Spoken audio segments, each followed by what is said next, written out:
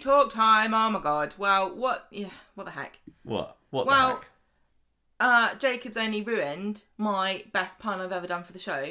The shipping name, what? Halo. Yeah.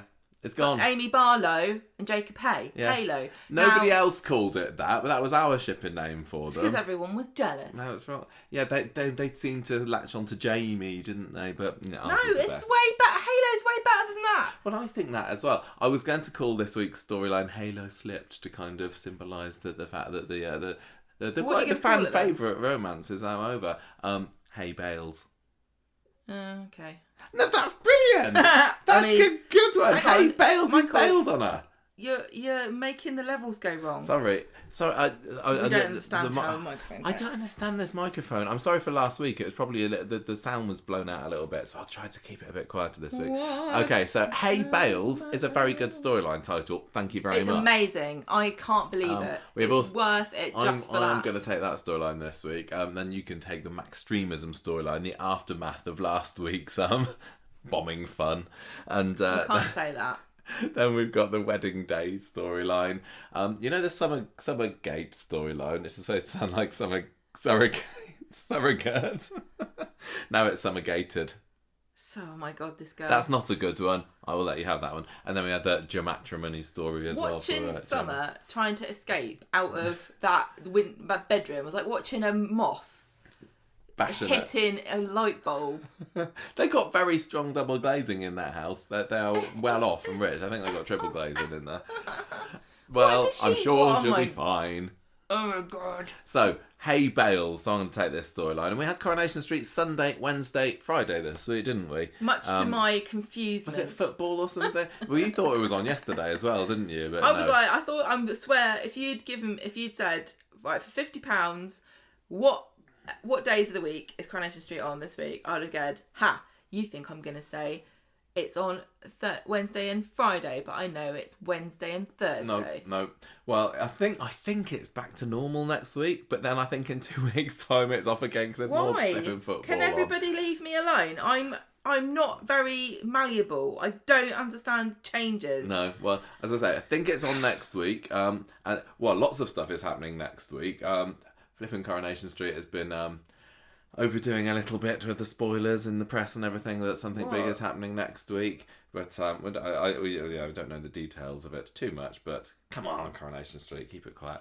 Anyway, that is for next week. What is for now is the Hay Bales storyline, and it's starting off with Damon's plan. And tell you what, I'm pretty gullible because last week when Damon was saying to Jacob, "It's not drugs," I was saying, "Oh, I wonder what it." I know, me too. We're both like, wow, at least they're not doing a boring drug storyline again. Is it weapons or something? And it's like, no, Michael and Gemma, it's drugs. Coronation Street. He's a drug dealer just lying. It's still drugs, but what if we said there's a dog? Oh yeah, drug sniffer dog this week, wasn't it? Anyway, so Damon sent this mate round who's a supplier and he's going to be selling him some vegetables, and Leanne's not interested, but basically Damon doesn't give her much choice because he's got her and Nick pretty much around his little finger at the moment, and Jacob as well. So Jacob's like, you know what, Dad, I reckon, is this guy, vegetable guy, also the one supplying the dodgy gear? And he's like, yep, son, you're absolutely right. So Jacob's job now at the Bistro is to intercept all the dodgy deliveries from Damon's dodgy mates and retrieve the drugs from them. So and he did a really crap job, can I just say? What? As Weatherfield's premier drug dealer up until this moment, he flubbed it. He's changed. He's gone back from his drug dealing ways. Women he's forgotten all soft. his sneakiness. Yeah, totally. He wasn't brilliant with that this week, but he's in danger. He's a bit nervous. He's scared of his old pop, isn't he? Anyway, so the first delivery comes to the Bistro on Sunday night. Jacob nabs it, rips it open out the back, and it's jelly beans. So that's twice in 1 week that there's been some surprise beans on Coronation Street after last week's baked beans fiasco with the bomb in the back of the car. Remember that, Gemma? You're looking confused. That was a baked bean fake out, and this is a jelly bean fake out. So I don't know what it's going to be next week. Bit of a runner bean fake out, maybe a has been fake out. Velouté beans. We all remember how much fun we had with the broad bean. Jeff and Brian. Oh yeah, that storyline. Anyway, yeah. So Damon says, "This is just a dummy run, Jacob. You dummy." And Jacob says, "Well, look, you're not doing this. You can find some other mug to take in their drugs next time, Dad. I'm out of here." And Jacob says, "Well, yeah, you're doing it. So stuff you basically." Jacob is thinking of Amy at this point, and he doesn't want her to get dragged down into the murky depths of the Weatherfield underworld of drugs. And Jacob kind of just glowers at him and leaves. And then we have a bizarre appearance of Ryan. Now, one thing we know about Damon is that he's massive in Ibiza. And Ryan loves Ibiza, and it's probably just a very small island, so he's very well known there. And it would be weird for Ryan not to mention it, I guess. And apparently, what was the you had to explain this to me because I was trying to type down notes at the same time. So Ryan was saying that Jacob's dad, Damon, takes over clubs in Ibiza that have been raided for drugs or something, and he turns them around. Listen, can I just make a confession here? What? I do. I guess I need to say this. I was in hospital this week for brain things. Okay, I'm absolutely fine. She's all right. I had to go to hospital because I had a very strange, weird thing that happened to me, and I'm totally fine. I've had all my scans, whatever. But I'm realising I have big gaps in my memory. I don't know what you're talking about. And I guess I'm going to blame it on brainworms, but it probably is just me not paying attention. We were in hospital quite late on Thursday night last week, weren't we? Until about 4 or 5 o'clock in the morning. But she's all right. You're all right. I'm totally fine. Don't worry. Don't worry about it. But what are you talking about? We've had other things on our minds. Anyway, Ryan thinks that Damon is big in Ibiza. So Ryan thinks that Damon is like super duper anti-drugs man. I think so. It looks like the insinuation here is that doesn't really matter. Damon takes over clubs that are notorious for drugs, and then he manages to sneak the drugs in. Yeah, I guess so. In a more surreptitious manner than the previous goons were doing. Yeah, it also kind of tells us that Damon is quite notorious, and he's got lots of contacts, and he's, Mr. Big. Also makes me wonder how many kids he's got running around in Ibiza, who are like Jacob, but actually better at their jobs. I wonder. Anyway, so Jacob gets home later and he wants to talk to Amy, but Summer doesn't know where she is. Summer doesn't know where anyone is or anything She just saw Amy getting into a car with Damon. Uh-oh. So Jacob tries ringing Amy, but Amy's phone is plugged in the kitchen. Most unbelievable thing. But it's another fake out. Second fake out of the week. Amy and Damon come back to the flat later, and she just needed to be driven off somewhere to see a friend or something. So it's all innocent.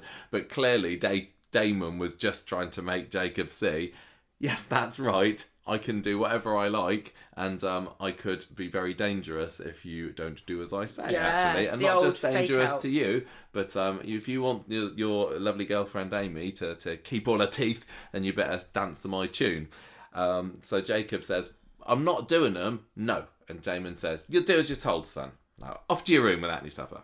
So it must be so annoying to have a kid and they just don't do what you tell them. Like, do your homework, brush your teeth, carry these drugs. Yeah, the perils of modern parenting. They're just too busy on their TikTok. Yeah, get off your TikToks and take this drugs down to the bistro for me. Bloody kids. Right, so Wednesday's episode, and Jamie is very, very preoccupied. I thought that there was some great... Jacob, I said that. You said Jamie. Jacob, thank you. I thought that there was some really great... directing on Wednesday's episode. I can't remember who did it now, but there was some very tense scenes in this storyline, so I loved it. And he's very preoccupied. Amy notices this, and she's like, oh, maybe is it the bistro? Maybe it's not right for you there? I don't know. So Damon comes to visit Jacob in the flat later, and he's like, right, bean plan is over.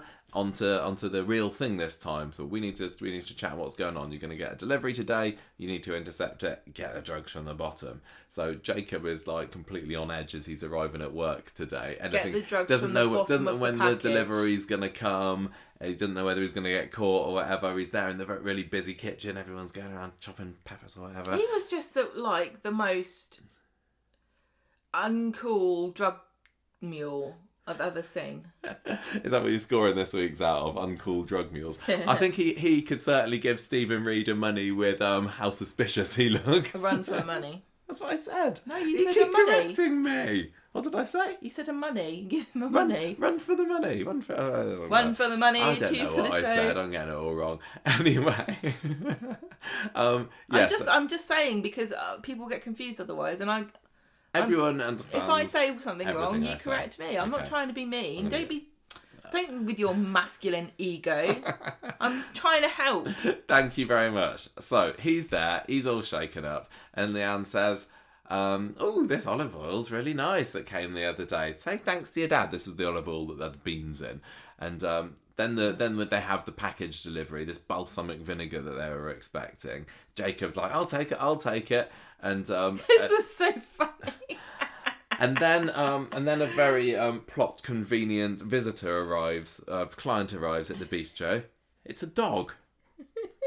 Yes, a police dog's retirement. No, to be fair, what's the police dog handler's retirement do? But I think they said that the police dog's retiring as well. I think they're planning to go and retire off in the Med together or something. So I'm going to Ibiza apparently. Jacob can't. Yeah, apparently so. Jacob can't get the drugs out because he's got to serve the police dog. It was like, ah, Yeah. I think somebody posted on our Facebook group, is this normal, allowing dogs like this into the bistro? The answer is no. Well, this doesn't really happen. I think that people are letting dogs into more restaurants now. Oh, are they? I don't think there's a rule about you're not allowed dogs in restaurants, but oh my god, I just made a stupid post about the fact that the dog later goes into the restaurant on Twitter, and I had a load of people correcting you. Kitchen. in the restaurant, in the kitchen, yeah, and a load of people are like, it's actually dogs aren't that dirty. Actually, it's worse if a dirty apron's worse than a dog. It's like, yeah, but you're not allowed a dog in a kitchen, though, are you? You are allowed an apron, right? But you're not allowed a dog, and also the dog didn't have a warrant, so it's not coming in my kitchen. Don't need a warrant for that. You've got reasonable grounds for suspicion. It just made me laugh because I can't remember what it is. Leanne or Nick was like, when you get this apron, it's going to get germs all over it. Can't you just leave your apron all over the place? And then woman's like, can my dog lick in your kitchen? And they're like, yeah, sure, I love dogs. Go and lick everything.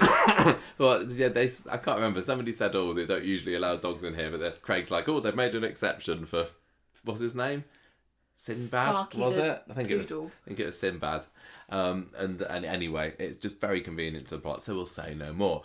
And it's like, and he was so cute, a dog, wasn't he? He was very, very lovely. He was doing the... What sort of dog?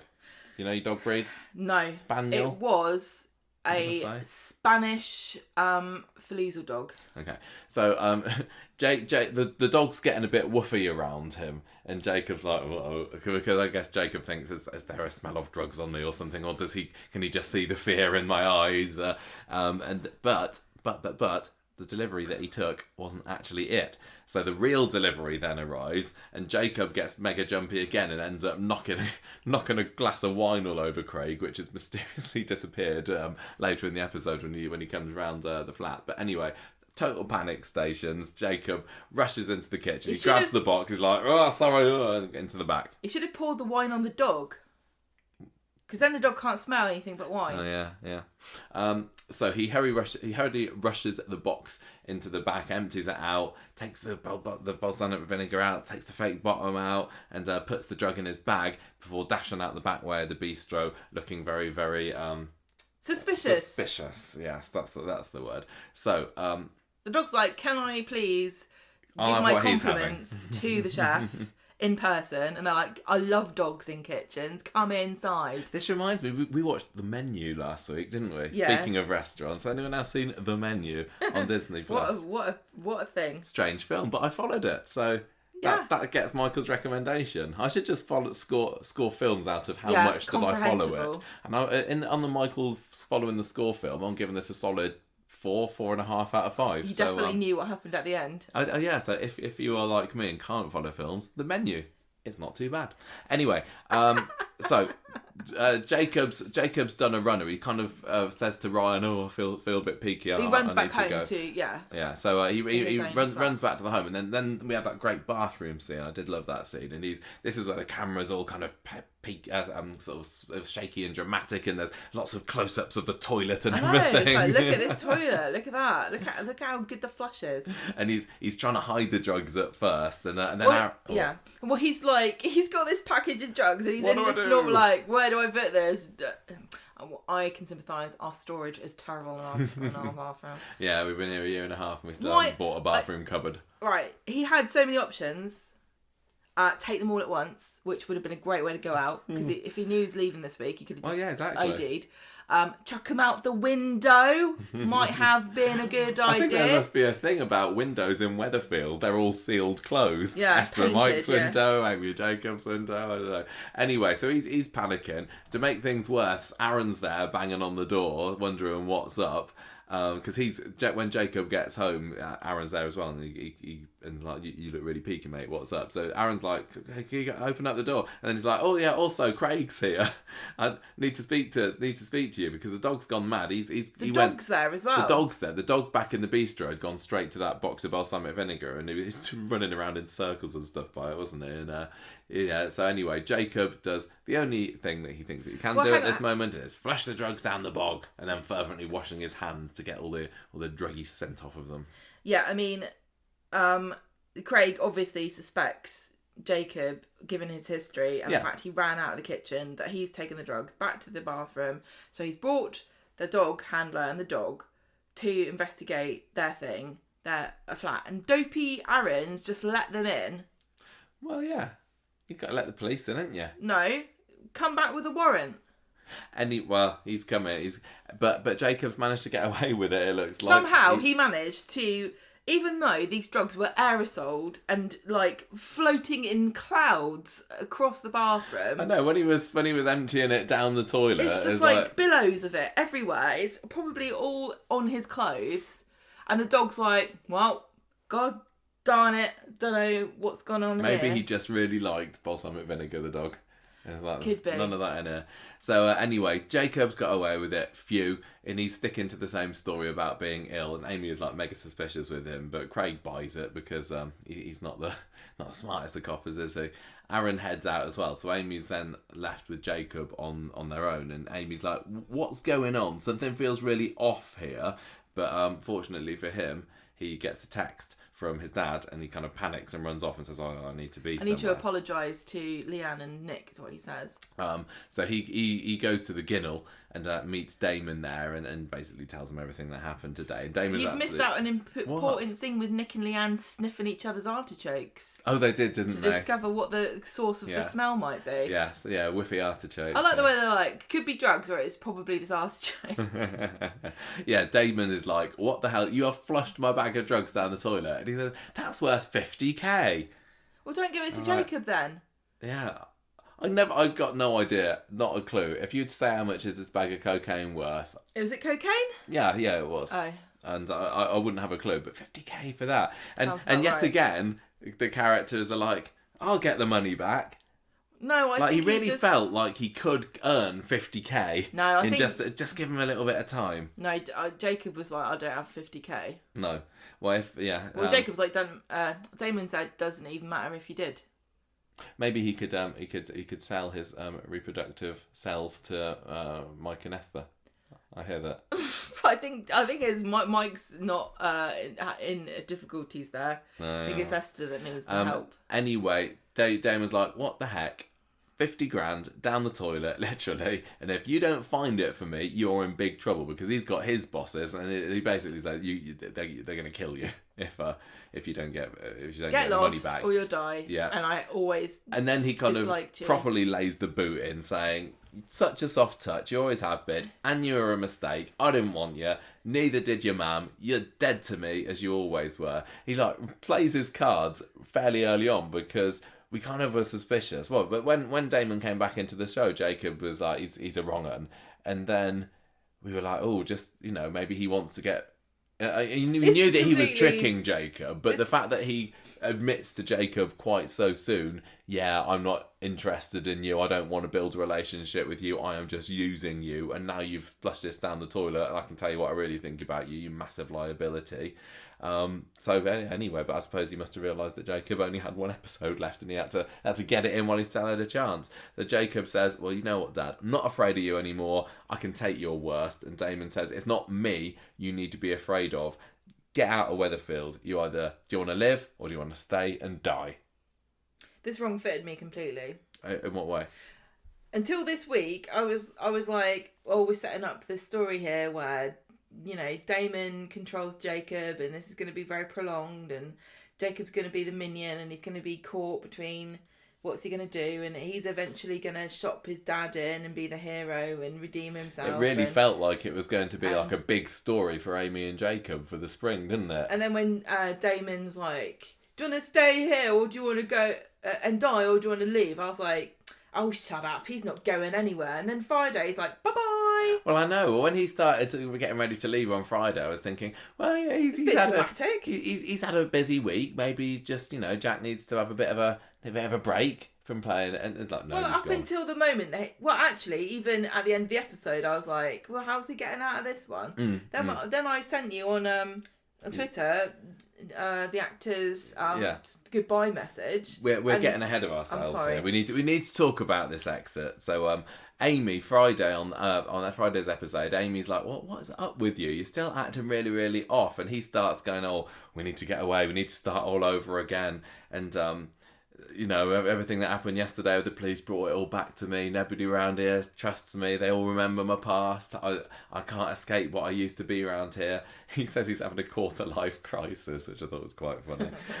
So Damon, over in the street, starts harassing him again. He's like, haven't you left yet? And he kind of insinuates that Amy had better watch her back. And Jacob then pushes Damon up against the wall. And it's like, yeah, boy, you go and stand up to your dad. And then Damon just completely takes him, doesn't he? He pushes Jacob onto the floor and basically gives him a good old kicking in the ginnel. That ginnel has seen a lot of action in the last week or so, hasn't it? Spider getting clonked on the head, Jacob getting kicked. Dangerous place. They should really put some CCTV up there. This is why they couldn't let Stu be homeless for very long. Why? Because he'd be like, can you move on, please? Someone's trying to sleep here. It's my house, actually. Damon's like, right, my drugs people, my bosses, they know you screwed up, so you had better run if you want what's best for Amy. See, even through this, I was thinking to myself, oh, he's just bluffing here, because I was thinking, logically speaking, and, I don't know anything about drugs people. All I know is what I've seen on television, which to me, it feels very realistic. I know. It's exactly how it works. I could run a drugs business just based on what I've seen watching Breaking Bad, okay? So, from my wide experience, I know it wouldn't be Jacob who'd be in trouble. It would be Damon. They don't know who the hell Jacob is. They asked Damon to do something. He gave it to somebody else. Do you really think the big drugs boss is going, well, right, Damon, if you say it wasn't your fault, it was your lad's fault, I guess I'm going to have to string him up by his ankles to teach him a lesson? Of course not. They'd be cutting Damon's throat and throwing him in the canal. Well, I mean... Do you think they really accept excuses in the drugs trade for why your minion got it wrong? No, it's not how it works. That's a very good point. The fact that Jacob has now disappeared, so he's not going to be getting that 50k back for Damon, then Damon's the one that needs to be watching his back now. The story doesn't make sense, and I genuinely don't think it's going to go any further than this week, but... If you want me, this is the thing, right? I hate drug storylines anyway. I find them very boring. If you want me to take this seriously, you also need to take it seriously and make it logical and make sense. I think it's still got the option to. I really think it's still got the option to. I think you're right. Maybe Damon was just bluffing there by saying you're the one that needs to get this money because. But why? But the thing is, no, that doesn't make sense either, because, Damon, what's Damon's purpose here? He could still bring him back on side. He could still threaten him and make him do drug stuff. He doesn't need to run him out of Weatherfield. I don't know. Very suspicious and weird. I'm interested to see how it goes. Anyway, so Jacob goes to work and he's like a zombie as he goes in there. He's like totally freaked out and he tells Nick everything about the coke smuggling. So I couldn't believe that either. I was like, you're just dishing all the dirt here. I know, it's a total exposition dump, isn't it? He hasn't got... Nick's that time is counting down on the street. You've got to tell everyone everything now. Nick's like, I don't have the capacity to squint any more than I already have, but this is weird. He's like, yeah, been smuggling drugs. It's my dad. He's terrifying. He's powerful, and now I need to do a runner. And Nick's like, I cannot compute. So now look at me. Me and Leanne could be in trouble as well. Thank you very much.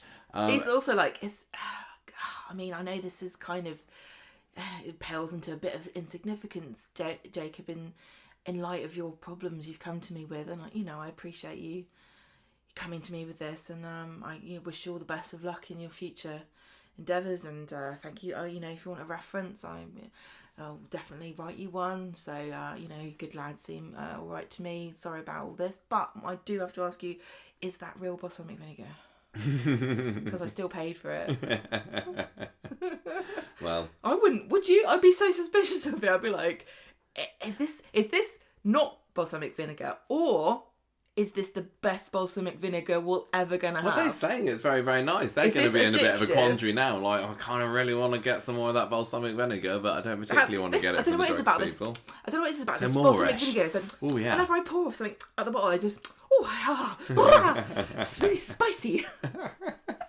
Anyway, Jacob tells Nick he's going to do one, and Nick says, yeah, I'll keep an eye on Amy for you. He probably doesn't, but... He doesn't give a crap about Amy. So, back at the flat, Jacob's trying to text an apology or something or other to Amy. He's kind of sitting there at the desk, kind of shaking, and he's texting stuff, deleting them. He doesn't know how to say it. But then Amy comes in, and he pretends that he's on the phone to a drugs person, and he's like doing business with him and everything, because I got all these pills. He just kind of I felt bad for him, because he knows that he needs to split up with Amy, and the only way he can make a clean break is by being absolutely vile to her and lying to her, and she falls for it. She's like, oh, you're still dealing? And he like pretends to deny it for a bit, and then says, yeah, well, someone's got to keep you in handbags. He's just like so cruel to her, and he's really horrible, and but for her own good, and this, it's really sad that she'll kind of never know this.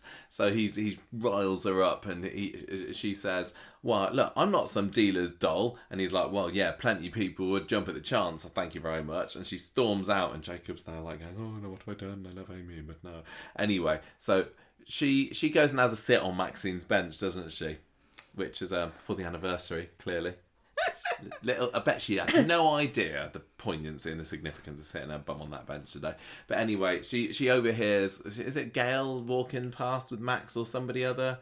Somebody related to the Max storyline, I can't remember, and they're saying, we'll give people a second chance or whatever. And that's enough to make her realise that she loves Jacob. So she comes back to the flat and she says, oh yeah, I'll run away with you. Let's go and stay with my Uncle Andy in Spain. I just want to be with you. And he turns her down because he's like, yeah, well, Amy, you're a nice girl and everything, but tell you what, things are getting a bit boring here. I want a bit more out of life than just, family life. That's not for me. And she's like, utterly heartbroken. She makes him hand over his key, calls him a loser, and he leaves.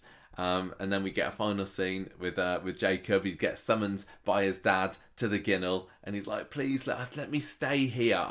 Tell your mates that I'm a great seller, and I'm going to get these guys their money back and more in no time. I'll get my job at the factory back. I'll sell off some of their fancy silk and everything. And Damon's not having any of it. He's like, if I see you again on the street, I'll bury you myself. So Jacob gets into the cab, and off he goes. Off he toddles, and has a very protracted. You almost could have guessed as he was going round the corner and going past number one in the taxi. The camera was lingering on him for quite a long time. And I was like thinking on Jacob, and I was thinking this feels a bit like is he going away for an extended break or something? And then it was after that you sent me the message that he'd put on Twitter saying that he was leaving. So Amy's heartbroken. She's at number one with Steve and Tracy, and being consoled there. And at the end of the episode, Damon comes into the bistro and tells Nick that this dodgy business was all down to Jacob, but don't worry, he won't be troubling us again. He's done one. So the situation that we're left with at the end of the episode is Damon is still very much got Nick and Leanne in his pocket, and he's calling the shots at the bistro. Do you think he's going to still try and smuggle his bits in, because he hasn't got anyone on the inside now? What's the point? The plan's not changed. Yeah. If anything, he's got to make more money now because he's lost 50 grand. Yeah, but he doesn't have somebody to take it. So I'm wondering, like, is he going to try? Is Amy going to get a job at the bistro? Well, Because this is what's students really need jobs. confusing me about the storyline. It feels like such a weird. Why is Jacob gone? Well, I don't know. It feels weird. Yeah, I didn't get it completely, but I guess Damon just doesn't want to see his son Well, get killed. it also feels weird to me because I never would have guessed that Damon was introduced to replace Jacob. That's kind of what's happened, isn't it? Yeah, because... And I guess that I don't think he's going to recruit anyone new. I think it's just going to be Damon working there by himself.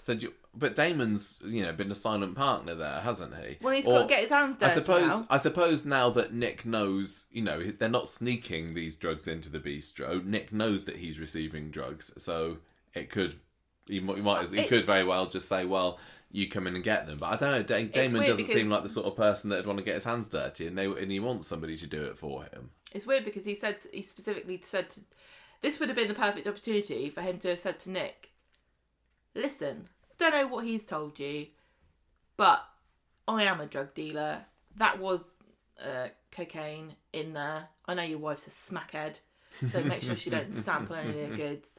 I'm running this place now, and if you don't want to happen to Jacob, we don't want to happen to you what happened to Jacob, you better bloody do what I say, because he didn't listen to me, and now he's gone, because he knew leaving, it was leave or die, and that's you if you don't do what I tell you. Now, I think put this balsamic vinegar in the bin.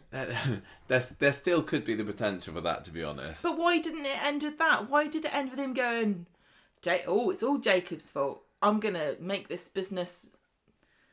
Just to make us wonder. I am kind of interested in this storyline. I know you're not, and yet you were kind of moaning a little bit during the week, like, there's another drug storyline. No, listen, I'm more interested in it now that Jacob's gone, because I don't know where they're going with it now, because it felt very predictable to me. Like, yeah, here we go. The son's going to be blackmailed, and the dad's he feels, he's trying to live up to his dad. He's going to eventually realise, yada yada, he got picked between his girlfriend and his dad, and he's a bad boy. Can he escape his past?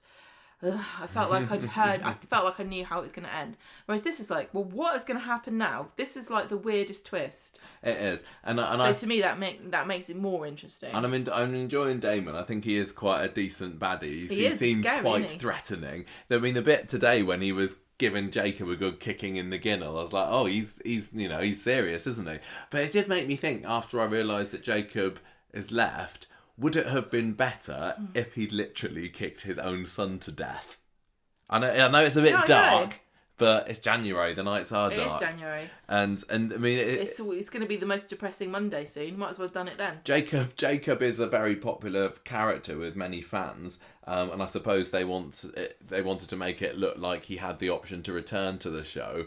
But if they were going to go the full way of, surprise, Jacob's leaving... I think it would have been a lot more impactful if Damon had literally kicked his son to death. I'm actually going to go... People are going to say, no, that's not my curry, but, we never have that point of view. It will go as dark as you like. Well, I agree with you. I think it would have upped the ante. It would have kicked everybody at home up the bum a little bit, because...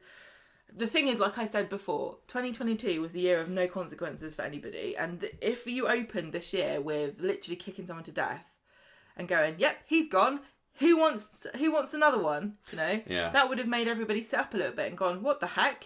Yeah, definitely. It would have been a nice surprise twist at the beginning. Although it was only a few years ago that somebody was kicked to death, and maybe it'd be... Who was that? Seb. I can't believe you forgot. How quickly we forget. I'm fickle. Listen, he didn't need to kick him to death. He could have bricked him. Yeah. Bricked, kicked, nicked. Licked him to death. The dog could have done that. Yeah, he could have covered him in drugs, and then the dog could have come on, licked it up, and drowned him. I think that would have been a bit difficult to I know it's harsh, and I'm not just saying that because in my predictions mere days ago I said that I thought that Jacob would be killed in this year's Coronation. Yeah, you can always tell how salty we get when our predictions are like ruined immediately. I didn't think it'd happen so soon. What's going to happen? What's Carla going to do? Yeah, exactly. Oh my gosh, the factory's going to go It's under. gonna go, I mean, That's all right. We've got Uncle Stephen there. He's come to save the day. I Isn't can't he? believe it. Yeah. No, I think it would have because people just kind of left this episode going, oh no, that's really sad. Jacob's left, and I think if he'd have been killed by his dad, I'm sorry we're lingering on this point. People would have gone, oh, that's really sad. Jacob's gone, but I think they would have enjoyed the mega shocking twist of the whole thing. They certainly would have enjoyed immediately going to Ofcom to complain. I think also if they'd have had that happen, they could have had Stephen walk around the corner because he's always loitering around the Rovers, as we know. And go, hey, I'll take that body off your hands if you give me 10k. I've got it. Damon's like, I've got no money to be thrown around. I'll do it myself. Thank you very much. It's like, oh, I got a box for my car for Christmas. Just want to try it out. I thought I was gonna carry Elaine away in it over Christmas, but I guess it never panned out that way.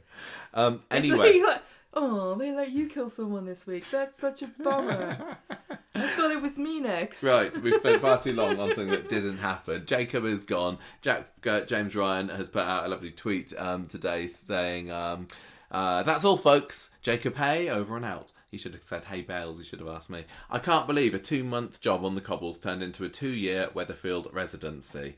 I'm going to say it didn't quite because there was an awful lot of that first year you weren't there. But getting to work on a show I was brought up on to follow in the footsteps of true legends has been an absolute privilege. I can't thank the fans of the show enough for getting behind me. The love and support has been truly overwhelming. Jacob's been an absolute treat of a character to play, and that's all been down to how well the writers have written for him. He actually says wrote for him, I should have said. Right, Michael.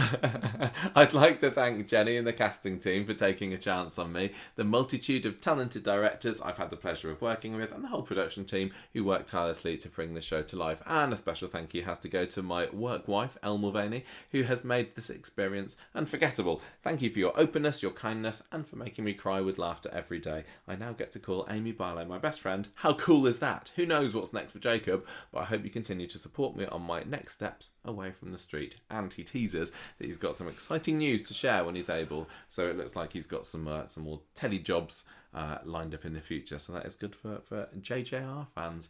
So anyway, yeah, gone. And thank you, Coronation Street, for making it a surprise. I kind of like Jacob. I just feel like this feels like very... It's a bit out surreal. Of the blue. Yeah, totally. Because this is the thing, right? This is why I'm harping on this. Because I think we're in a weird situation, and it's because it's nobody's fault. It's not Coronation Street's fault, but it feels weird that you need supplementary information to really be sure if somebody's left the show or not. That's kind of a thing now, isn't it? Whenever anyone gets in a taxi, it's always quickly get on are Twitter or gone? Instagram to see whether they've posted anything to say, so long the cobbles. Unless you actually see them die, you're like, I don't know, are they gone? Are they going to come back? Is he taking a break? You know, because this really doesn't feel like his exit storyline to me. It just feels like... So that's why I'm... He had a good final week though. I really enjoyed his performances this week. I think he did a really solid job. I think he is a strong performer. So, and the character of Jacob I have enjoyed. So I'm sad that he's gone, even though I predicted that he'd be gone this year. Is this like, does this reduce the chances of Sharon coming back? Oh yeah, I guess so. Because Damon's got nothing to do with Sharon. No, I don't think so. I mean, even Harvey Jacob is only tangentially related to her. Harvey was her whatever. Yeah. Tell me what. Harvey was Sharon's brother's son. I don't. Okay, and then Jacob was related, but they never met each other, and now it doesn't look like they ever will. No, but new prediction. Sharon Bentley, Jacob Hay, online spin-off. Watch this space. No. Not feeling that one? No. It'd just be called Avert. So anyway, he's gone. I enjoyed this week. I thought the dog stuff was very silly, but it was cute, so I didn't mind it that much. Very cute, maybe if there'd been a little dog in the van last week when Ali was tearing around Weatherfield, I'd have been less critical of that. I would have actually been worried about the bomb. Yeah. So it's over, and it's just bizarre. It's really, really strange because Amy and Jacob had been set up to be like a proper couple, hadn't they? They'd barely done anything together last year. Can I just also say how weird it was? We set up this They even did like a little Friends video. Yeah, here we are moving into the flat above You got Summer and Aaron, and you got Jacob and Amy. It felt really like, you know, this is a new chapter for the teens of Weatherfield, because we've watched them, you know, grow and go through the school stuff, and now they're sort of, you know, venturing out as young adults. And it really felt a bit like what they did with Gail and who? Bike Lady. Trisha Hopkins? Yeah, like or the young teens together playing records in their studio flat. It felt like that, like a new dawn. And now, Susie you know... Birchall, one of the others. Yeah, no, totally, it did. And it's over. And I'm not, you know... And now Summer's locked in an attic, so maybe Amy and Aaron. What were you saying? I was just gonna say, I'm not gonna hide the fact that I said I'd gone off Jacob recently. No, you had. And I'm not that bothered that he's gone. No, but it was. I hope he's got a lot of fans. He has got a lot of fans. I thought that they made a good couple, and it's a real shame that they didn't really lean into that last year, because they got together, you know, spring 2021, didn't they? We didn't see very much of them at all throughout the whole of last year, and I thought that this year would be the big year for those two as a couple. That's what I'm more baffled about, the loss of potential. Yeah, and bringing in the dad, and it's like, oh look, it's Jacob and his dad, and it's like he's gone. But anyway, I think we've kind of saying the same things again and again for this one. So who's next on Amy's love list, I wonder? Who you got? She should get on with her studies and forget about boys. Yeah, mate. I mean, Ardy, Amy and Ardy could be. I'd like to see them together. I just really, really love Amy. And so I hope that she gets a decent boyfriend that I will enjoy watching her with just as much as I did those few scenes with Jacob. But don't you go off with Aaron. Leave him with Summer. That's what I say. Right. Shock twist. Ardy and Aaron. Not going to happen. Get together, and then they've got 4 A's starting off their names. Yeah. Right. Who comes first in the alphabet? Ardy does. So imagine how it's annoyed Ardy, you'd be. then Aaron, then Amy. Imagine how annoyed you'd be if you were Aaron, right, and you started dating Ardy, and suddenly you're second, and you've never in your life been second in the alphabet when it goes by first name. Yeah. And your parents are like, sorry, Aaron, we let you down. We didn't ever foresee this happening. Right. Let's move on to the Maxtremism storyline then. So last week, we had lots of jolly japes with a bomb and a van and Alia getting blown up and, is she going to be okay? But no one was hurt. No. Well, she bet. Do you see her this week? She's got a bit of a bandage on her arm, hasn't she? And a little bit of a plaster on her head. She's got blown up. She's made of steel, that woman. Like, that talk about no consequences, Gemma, honestly. It's too exciting a death for Alia. And Spider's up and about as well, isn't he? Anyway, so remind us all what happened in Max's storyline this week. I'm just trying to think of what's the most boring thing that could kill you, and that's how Alia's going to die. She catches a glance of herself in the mirror. Right, go on. That's really rude. I'm going to lighten up now. Sunday, Max is being interviewed with David for the Sun. The whole bombing thing. Like, did you do a bomb? No. He denies all knowledge of all the plan. He says he didn't think Griff was serious, and he doesn't know where Griff is. Toys with Spider. He's in the hospital. He wants to get out and find Griff. And if he doesn't, Griff's going to find him. I forgot that it was this week that Spider was still in hospital. Listen, so did I. I'm reading this like I never watched it happen. Gary, Maria and Ryan come after Max and David in the street, and Alia says, listen, let's move on. He did the right thing. Darren's on his side as well. They're all willing. They're all just such great people, aren't they? Yes, they're so forgiving. Wonder what that's like. Back at home, David is defending Max to Gail. And Max says, I'm really sorry. I've told the police everything I know. And Gail's like, you're too soft on him. Like, well, sorry, but you didn't give me any good tips. And Gail, you were very, very soft on David. That's what I'm saying. Yeah. Gail, you never gave me any guidance for how to treat a tearaway teen. When I was rampaging with a hammer, what did you do then? Anything? You just stood and watched and battered your eyelashes. You should just say, I'm one up on you because you haven't pushed me down the stairs as yet. In fact, I'm getting worried we're moving to a bungalow. Anyway, they've all come down later and they agree that Max is a good kid at heart. Easy to say when you're right. And David needs Gail's help to get him back on track. Max comes downstairs and says, Lauren's contacted him. Can she come over? And she's really upset. And David's like, fine, but I'm not happy about it. Spider discharges himself, and Toya's like, promise you'll be careful. Lauren arrives, she wants to talk to Max in private, and Gail's like, cannot believe this is happening. They head out. Lauren says, I want to make Max some tea, but then she locks the door and texts secretly. And then who appears but Griff? Yeah, Lauren double crosses him. And Lauren's like, sorry, and Griff made me do it, and Griff's like, get out. So she does. I'd be like, oh, is it making tea actually? I thought that was really exciting when Griff came back in. Like, I kind of assumed that Lauren would be completely, she would turn her back on all of the baddies. And I know she only did it, she was kind of coerced into it, but I thought that was quite a cool twist when it's really interesting to me that this storyline is testing the limits of what coercion truly means. Because we've been educated by Coronation Street about what is coercive control, and we saw what Yasmin went through. And obviously, Max has been nowhere near as abused as she was for any near length of time she was. But it really makes you wonder,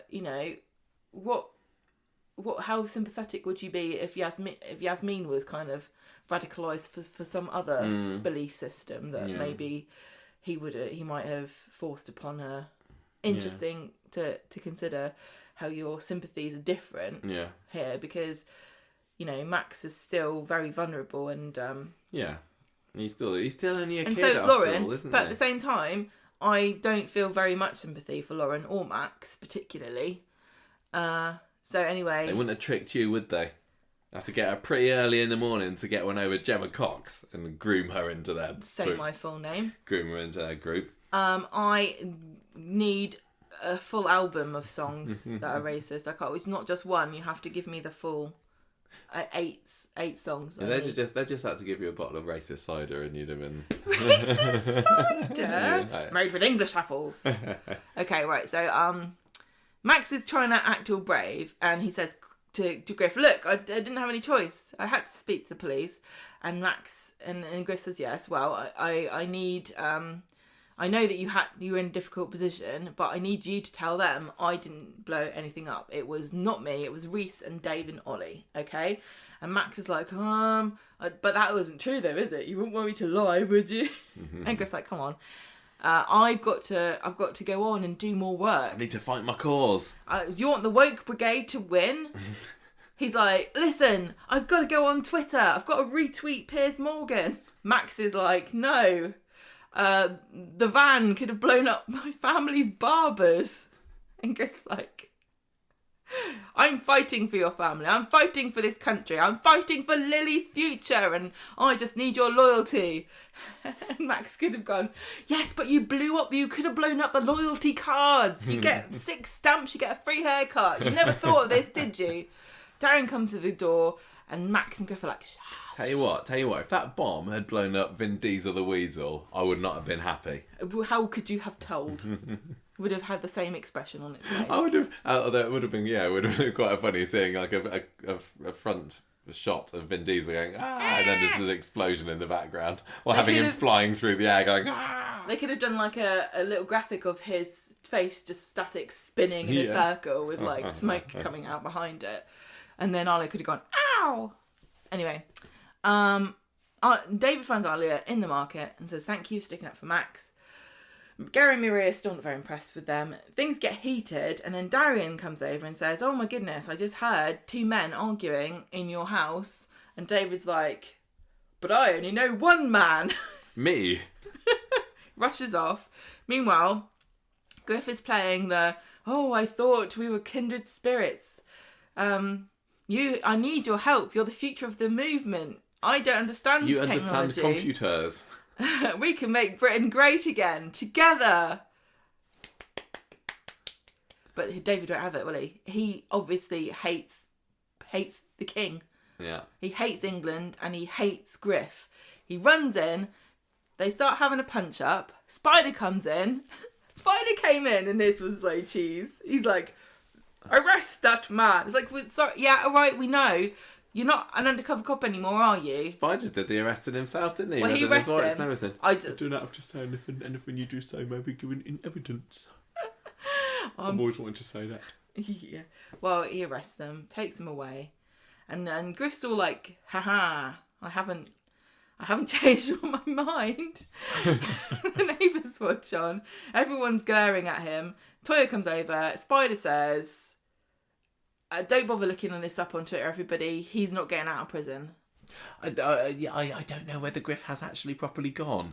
I mean, I realise that the thing he's gone, that Jacob's gone, and the actress who plays Lauren put on Twitter that she's gone. This is the this problem. This has made me think, I don't know whether Griff has gone. Whereby, this is so tricky because you can't stop actors from saying bye everybody because that's their right. You know, they've moved on. You're not paying them anymore. It's the end of their contract. By the point that they tweet and say I'm off, they've already stopped working for you. Yeah. Weeks ago. Yeah. Because this was all filmed at the beginning of December. Equally, you can't say, look, because of story purposes, we must ask you to tweet to say you've left, otherwise everyone's going to think you haven't left. And if they don't, if they are trying to do a story twist where they haven't actually left, then it kind of feels a bit obvious if they don't say it on Twitter. But then some people are a lot more high profile than others, so I wouldn't necessarily expect the actor who plays Griff to do a tweet to say bye everybody. Yeah, I wonder. It feels like it's a really weird... The storyline's ongoing, that's the thing, isn't it? Because at the end of this episode, Max has a bit of a turnaround, a bit of a twist, doesn't he? And he says today, oh, go on, you... I'll get to it. That's doing this, son. You can do it if you want to. Well, no, go on. Well, he's like, Griff says, Spider says, Griff won't be getting out anytime soon. I need David and Max to make a statement. So David makes Max's tea, put everything behind it, all of that garbage, all that rubbish. It's all nonsense. Max is like, but wait, father, it isn't garbage. Some of what he says makes sense. Our country is under attack. Didn't you see my video? The cockroaches. Yeah, he's some people are taking away what it means to be British. It's true, and most people agree with me. And Dave's like, no, that's nonsense. And Max is like, nope, you can't stop me from telling my truth. I thought that was great. I thought it was a really nice twist that Griff has got inside Max's head so much that he doesn't immediately turn around. Because usually with this kind of thing, you know, when the top, you know, it's like when the top wizard is killed and all the magic goes or whatever. The head vampire. Yeah, exactly. But no, the fact that, Max has been, you know, properly conditioned into believing all I really like this bit of a twist. And I thought this was great. Yeah. But if I hear another person say my truth, my perspective, my opinion is the same as reality, I'm going to go nuts and break something. I don't want to hear anybody say my truth ever again. Okay. Stick of it. On Wednesday, Maria has opened the market again. Gary was going to go down the villain's route here. I don't care how many people you kill, but if you try to stop women from being politicians, you get on my bad side. Oh yeah, this is where the story kind of goes now, doesn't it? Gary's been a bit of a. But he's like, look, pouring water over Maria's political aspirations. He's like, look, do you really think having a peace market's a good idea when it got blown up? And she's like, it's only Alia, it's fine. Mm-hmm. We should unite and stay together. There's something about like miserable gingers just kind of getting rid of it, pouring cold water on everyone's plans this week, wasn't there? Like Chesney's like, I don't really want to get married, and Gary's like, I don't really want you to be put this on this community thing because you might get blown up. Oh, you're talking about Prince Harry. Oh yeah. Anyway, they see Spider and Toya and they're like, thanks everyone, or whatever. Alia and Dee Dee meet up in the bistro. Oh my god, we need this? They thanked Spider. They say, good job for all your thanks undercover for policing. Being a policeman. Sorry, I didn't believe you. Alia and Dee Dee meet up just to tell us that Alia's got her job back working for Dee Dee. I didn't think she hadn't. And Dee Dee got her a care package. That was an odd scene and that unnecessary. Felt weird. Max is on the phone to Lauren later. He's like, I can't believe you let Griff in to make a cup of tea. He didn't even make one. And she says, yeah, he actually is quite stupid. He only knows. That's why he always drinks beer, because he's never learned how to make a cup of tea. But maybe he will in prison. Oh, lovely. That's prison tea. Spider and David are in the pub later, and he asks after Max. And Spider says, look, I'm really sorry. I couldn't help Max more. I tried to get him out, but my handlers said it was too risky. And David says... fair dues. Yeah, and then Spider says you just need to de-radicalise. Well, no, Spider's just like, you be patient, David. Give him a bit of time. These things don't happen overnight. You gotta listen to your son and let him. Back in take my his day, time. you would never de-radicalise somebody because that was meant to be awesome and cool. Yeah, if you were radical, that's You were awesome. totally bodacious. Yeah. You just need to de-bodaciousise him. Gary speaks to Izzy about being worried about Maria getting involved with work. I can't believe you just Izzy's said a back. sentence without going, Izzy's back. Izzy's back, everyone. So nice to see her back. It really, really was. I was utterly thrilled about this. I mean, I'd seen something in the news the week before that Shirley Houston was going to be making an appearance on Coronation Street this week, and it's been a long time. It's been like years since she's had those cobbles scenes because with lockdown and everything, Shirley she's publicly spoken about being very, very sick during it. I interviewed her during the lockdown and everything as well. So really, really, really happy to see that she's back. She had a couple of cafe scenes this week, didn't she? And I don't know whether she's going to have a story or whatever, but It's really nice to see her. I'm just really, really, really, really happy knowing how sick she was. So yeah, lovely. Gary speaks to Izzy about being worried about Maria getting involved with her work, and she says, talk to her about it. So he does, and she's like, shut up. Which is right. That's the correct thing to say. Shut up. Max and Lauren have a little reunion, and she says, which I completely missed that this happened, I'm going to Devon, why don't you come with me? Everyone hates us here. You really, really were not paying much attention to all of this week's Coronation Street this week, were you? I had brain worms. You had hospital things on the mind. Right. I'm giving you 1 week's excuse, No, Gemma. You've got to be on the ball next week. Forever. I'm you have officially tragic. been told by the hospital I'm today tragic. there isn't actually anything wrong with your brain. I'm tragic and sad. Right, so she's like, let's go to Devon, everyone hates us. And I'm just telling you, people in Devon probably hate you too. Counts on the money bag, sees Maria in the street and says, well done for the market, but if only you had kept it as a Christmas market, nobody would have blown it up. That was funny. I thought that was so funny. Won't let it drop. Just thank God you didn't call it a winter market, because it would have been blown up well before now. And he says, we're going to do a TV interview at the market, and she invites herself along, which is a good job she did, really. Max goes home and has a heart-to-heart with David and says, Lauren's gone, I'm staying here. And David is very patient with him. He says, things will get better, you need to keep your head down. Everyone's going to forget about you. Wait till you see what happens with Jacob. It's going to be so scandalous. At the market, David thanks Spider again for his advice and for being patient. Then everyone gathers together for this interview. And David says, can you not mention Max? And she says, look, I'm not going to bring him up, but I think, if you can't stop people from talking about it. I just want to know what he thought she was going to say. He's like, this never would have happened if it wasn't for that boy there. That boy. And then everybody goes, oh, and points at him. Anyway, she doesn't do that. The crowds watch the interview. Toya's perfectly framed in between the two of them, looking concerned. There were some really great shots of Councillor Cameron and Maria, wasn't there? And him rolling his eyes when she starts speaking and everything. He's great. So Gary's watching a stream of the event. David's watching. Spider's watching. Toya's watching. Everyone's watching. Cameron's going, I think one of the main things that's happened since everyone got blown up is that we realise that the community's divided because these open door policies are clearly not working. And she says, that's not right. Excuse me. No. The terrorists can't win. The community's united. And that's why I'm going to carry on this great work I've started, etc. And I guess we didn't get the applause that she obviously got after that. But Gary meets Maria in speed dial later and he's like, look, you can't go on TV and start talking about bombings and terrorists. And she says, oh God, I'm getting flashbacks of Prince Harry again. She says, I don't need protecting, I need supporting. And he says, like, I'm just worried about you.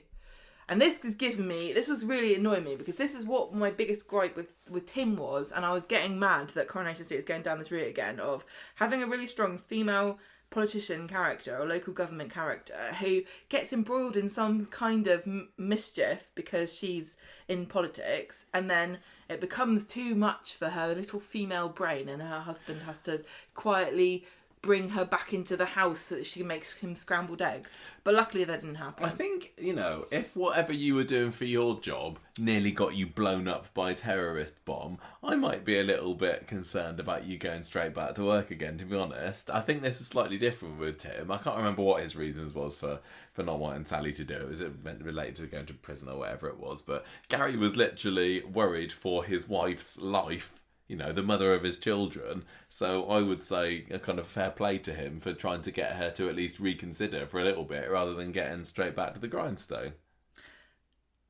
Say what you like. I will. But the point I'm making, this isn't a real situation. Maria is symbolic. And we've already had a conversation with Maria and Sally about the importance of female role models and how difficult it is. To see another female role model be told by her husband, it's too much, sorry love, you can't cope with it, would have been very obnoxious and sexist. So they didn't do it, so it doesn't make any difference. Well, I was glad that Maria did stand up to him and say, and no, I'm doing this. I quite like Maria this week. Even if it wasn't Maria, it would be somebody else. And so if it was somebody else, it could be a man. Is it okay if it's a man, but not if it's a woman? Oh, I get it. I'm telling you that it's not what it symbolises more, and this is what we've talked about with representation as well. When you're a part of a group that's been underrepresented, for whatever reason that might be, things are more impactful and mean more. Yeah. So that's why I was annoyed when it happened to Sally, and I was annoyed when it started happening. But as you say, rightfully so, he is correct to be concerned, and it really just shows that he is a good husband, that he cares about her and wants her to be safe. Yeah, he wants to protect her. He's her bodyguard. I say he should just kill some people. Already done it. It's all very well for him. It's like, well, when it's my problems, I'll kill them to get them out of the way.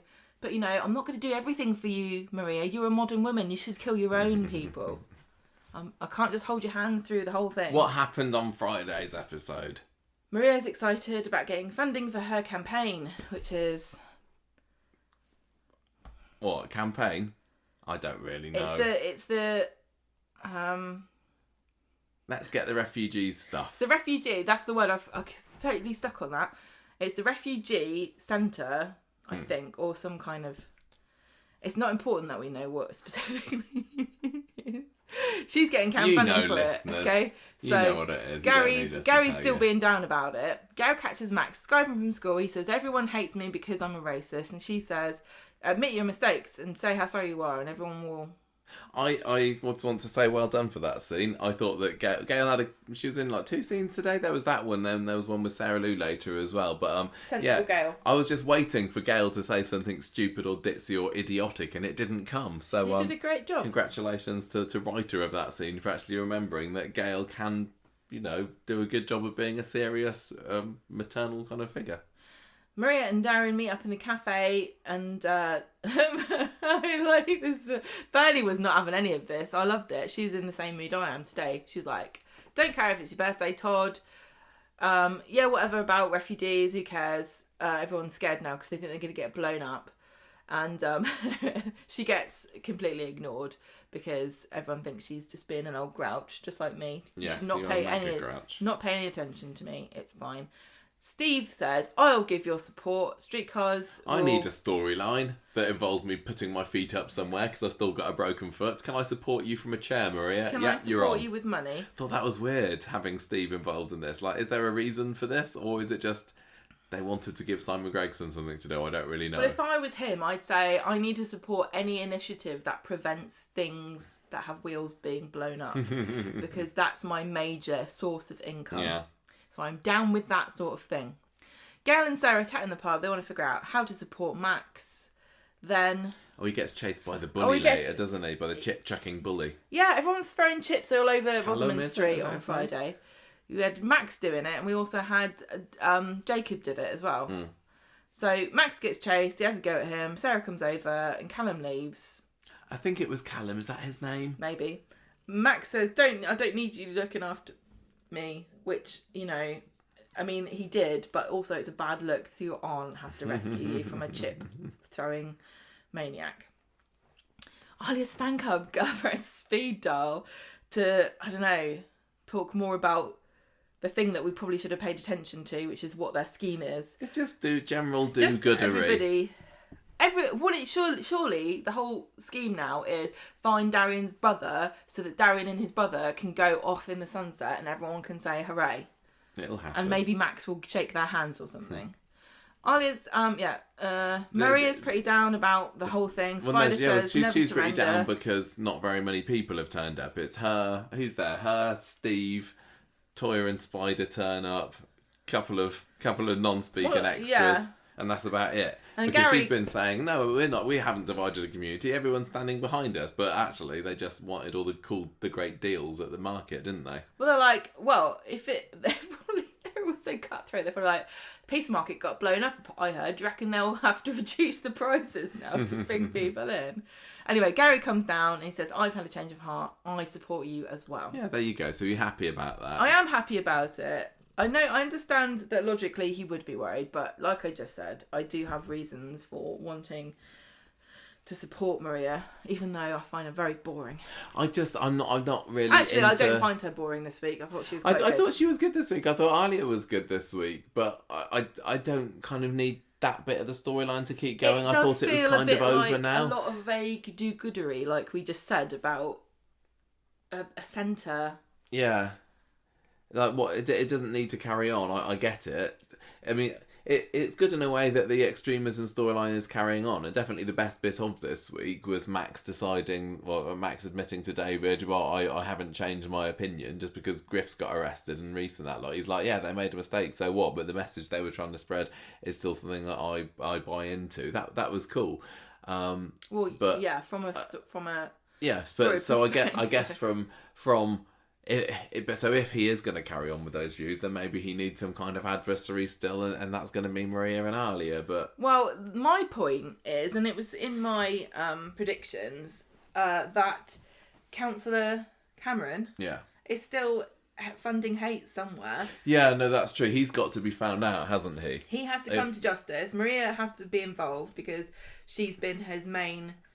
You know, Cameron started to use the bomb, which I'm sure was their original plan, to try to justify his political stance, which is, obviously, we want fewer immigrants in this area. Yeah. They're taking away money and time and resources for the people that are here. You know, my constituents, the people that vote for me, I think, want me to say this. And that's why, that's my reason for being here. So surely he can just recruit somebody. Is he going to go straight to Max himself? Did he know who Max was? He must have done at some point. I guess so. It just feels like this. The fact that Max isn't going to be able to do much on his own apart from make some cool videos, I suppose. So this is why I'm like, is Griff really gone, or is he going to escape, or is he going to get out on a technicality, or there are lots of things that they can write in as to why Griff could be released before we expect him to. I just think this story hasn't finished, but it could have done. This could be the end of this storyline, and if it is, it's deeply unsatisfying to me. It's just going to end on a positive note with Cameron getting caught, isn't it? It has to now. But I also don't think that they've done enough to remind us he's the villain.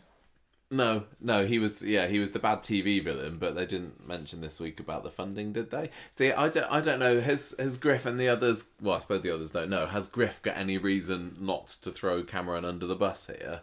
If he believes in the cause... Yeah, I suppose so. Then he wouldn't give that away because he wants the work to continue. And honestly, if you're Griff, you're in prison now. I don't know much about... I don't want to besmirch our fine prison population. But I know in America, from my extreme knowledge from television, fictional television shows, I know for a fact that, you know, it's very racially divided. And so if there is anything like that in prison, Griff's just now been introduced to his biggest recruitment drive ever.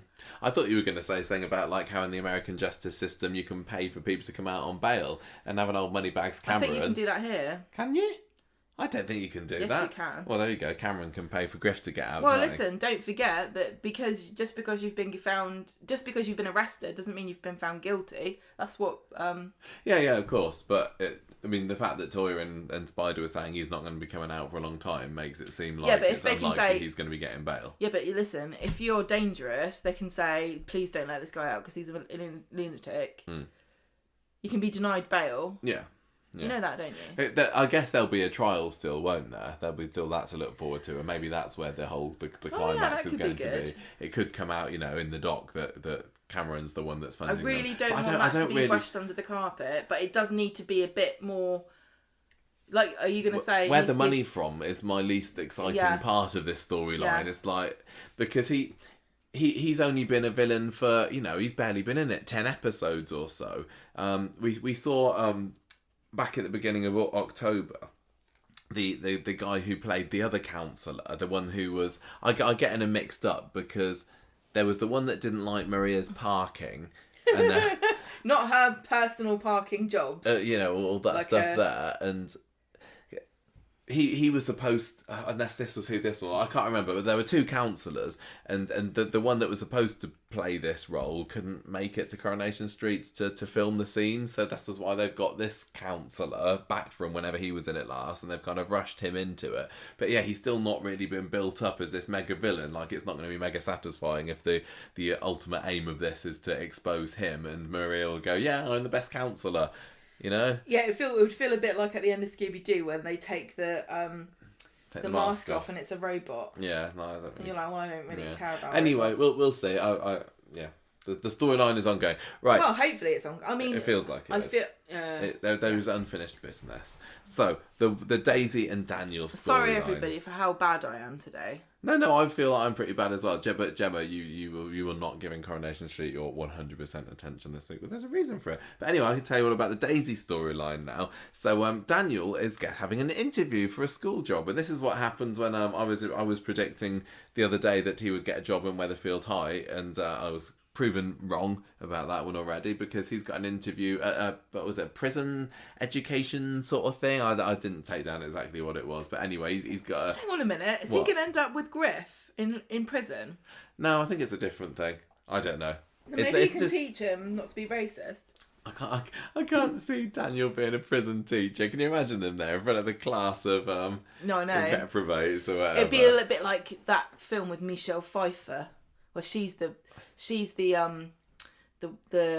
got to teach these kids in the hood or whatever it was. Maybe it'll be like Sister Act 2. Yeah.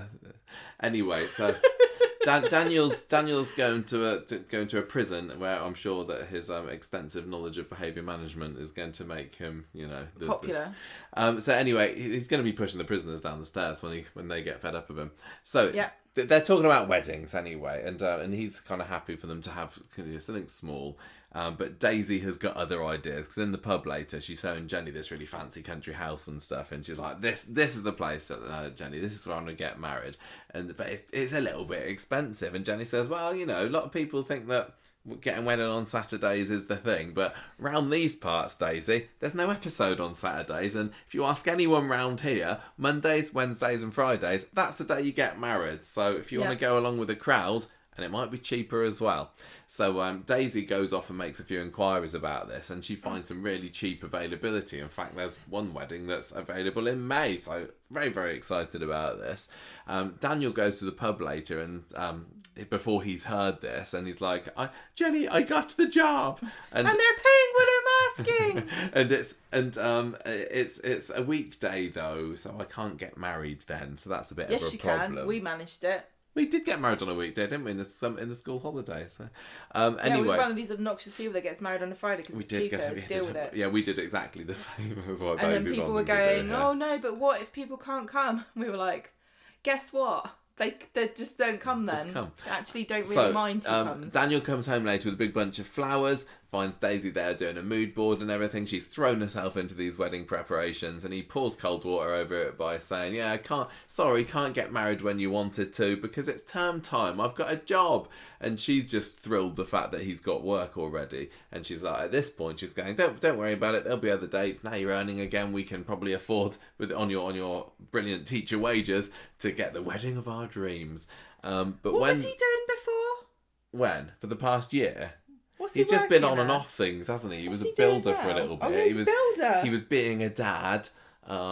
Just basically bumming around the street, basically. So Wednesday, Daisy's sort of planning the wedding still. She's got a wedding mood board out and everything. Don't forget, she's also said we won't cost. We'll have a really elaborate, very fancy do, but it won't cost the earth because I'm going to pull all the stops and get loads of freebies. Yeah, so she decides to use her feminine wiles on Wednesday's episode because she hears Debbie talking about this sparkling wine launch event thing that she's doing at the hotel, and it's got a top DJ there and everything. So Daisy's like, right, I'm going to go and work my magic on him. I was triggered by this because I've gone to a sparkling wine, British English wine tasting, and I thought they were being very flippant.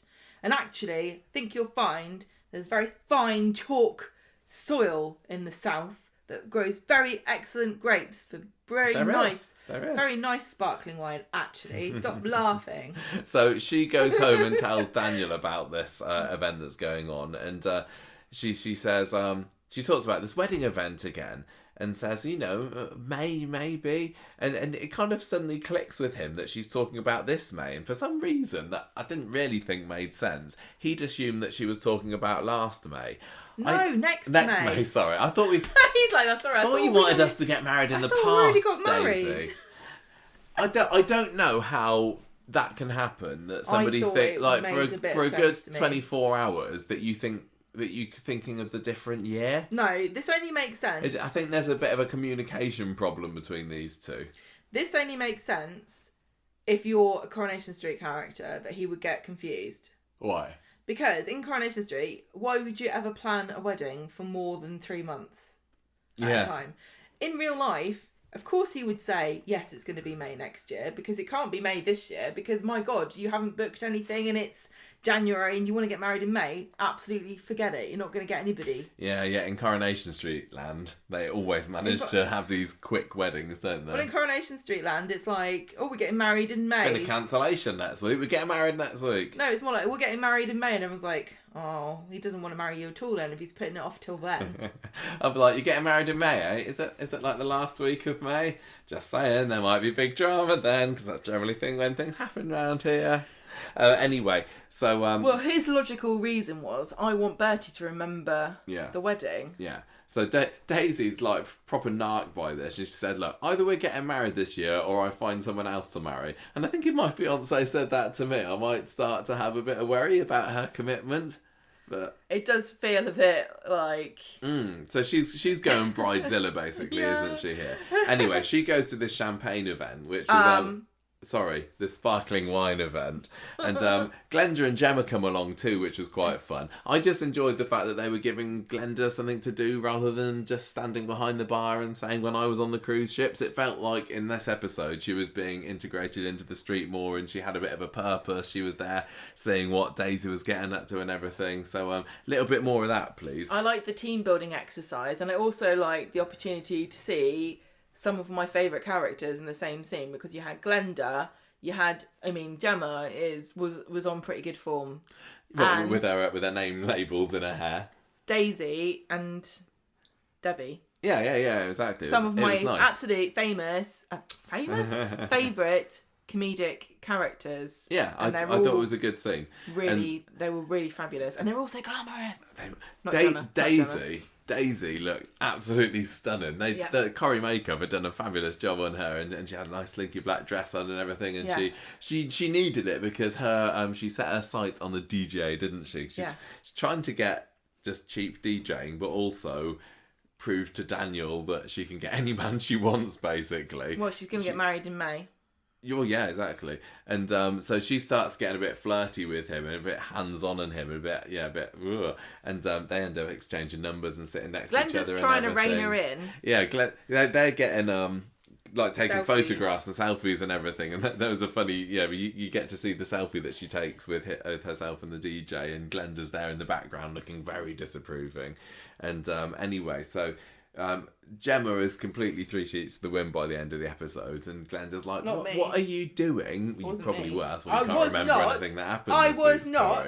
And Glenda's like, how could you do this to Daniel? And Daisy says, well, I just like realising that I still got it, actually. It's just a bit of fun anyway. So anyway, she's got this picture of herself and the DJ, and she puts it up onto her Instagram, her SendPX site, just as a bit of a warning shot to Daniel, so that they were kind of left at the episode thinking, oh, is Daniel going to see this post? And he does.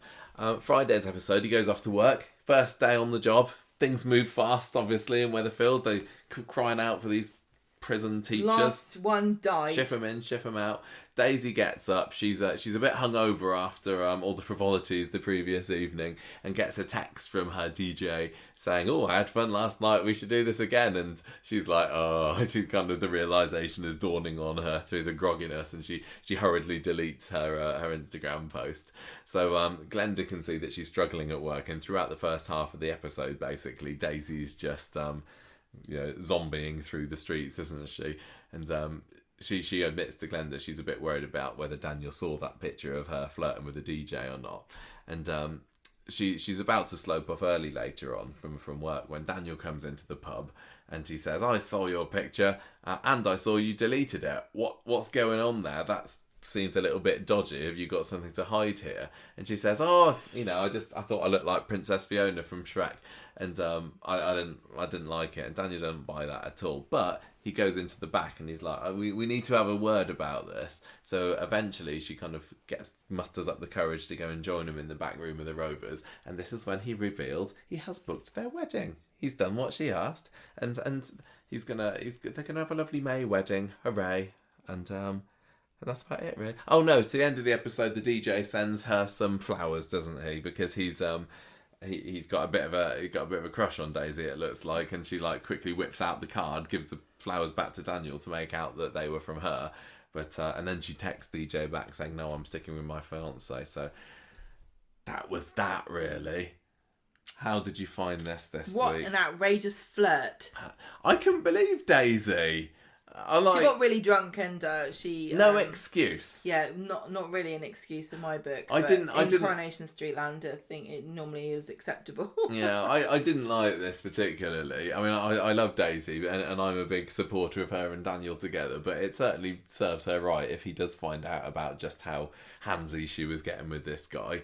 The thing is, I didn't. Yeah, but she was doing it to make him jealous, which is very petty and wrong in a different way to actually flirting with somebody because you like them. Yeah, I mean, I don't know which one's worse, really, because being unfaithful or being manipulative, which is they're both bad, aren't they? Yeah. But let's not overanalyze. She says after an hour and a half.